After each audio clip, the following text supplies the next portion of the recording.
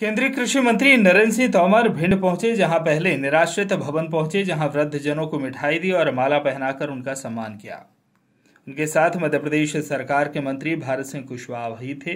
वहीं circuit house पर press वार्ता के दौरान बोले, क्षेत्र में लगातार कृषि क्षेत्र में भारत उन्नति कर रहा है। नई नई टेक्नोलॉजी लगातार केंद्र सरकार से लेकर आ रहे हैं। कृषि के क्षेत्र में छोटे छोटे किसानों को फायदा पहुंचाने के लिए हर साल 6000 किसानों के खाते में पहुंच रहे हैं।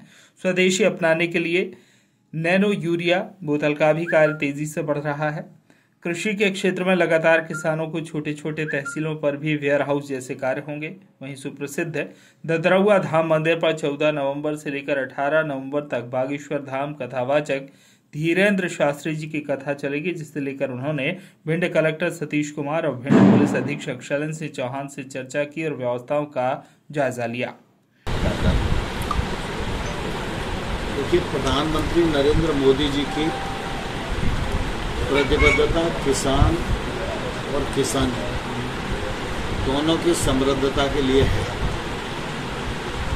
और मुझे कहते हुए प्रसन्नता है कि गत 8 वर्षों में किसानों की आर्थिक स्थिति में बदलाव आया है। प्रधानमंत्री जी ने किसान की आमदनी बढ़ाने के लिए आह्वान किया था। इस दिशा में केंद्र सरकार ने भी अनेक योजनाएं लागू की, जिसका फायदा किसान की आमदनी के लिए हो रहा है। सबसे पहले तो प्रधानमंत्री किसान सम्मान निधि, इस योजना के अंतर्गत किसानों के खाते में अभी तक केंद्र सरकार ने 2,16,000 करोड़ रुपए जमा किए। अभी 17 अक्टूबर को ही 12वीं किस्त जमा की 16,000 करोड़ रुपए की। अब ये 2,16,000 करोड़ रुपया उनके खाते में जमा हो गया है।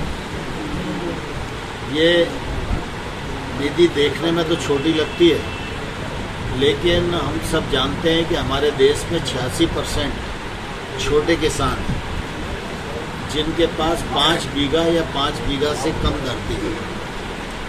ऐसे छोटे किसान को जब 6,000 रुपया वर्ष में एक बार मिलता है, तो निश्चित रूप से उसके लिए रकम बहुत मददगार सिद्ध हो रही है और किसान अपना कामकाज चलाने में सुनिश्चित अपने जीवन को कर पा रहा है। इसी प्रकार से पहले नाम के लिए फसल बीमा योजना थी, लेकिन प्रधानमंत्री नरेंद्र मोदी के बनने के बाद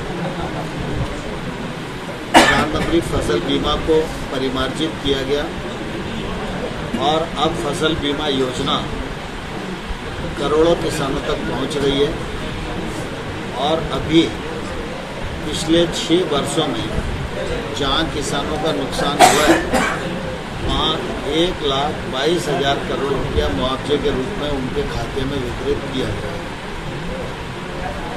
किसान महंगी फसलों की ओर जाएं, टेक्नोलॉजी का इस्तेमाल करें, छोटे किसान के खेत में भी निवेश की संभावनाएं हो सके।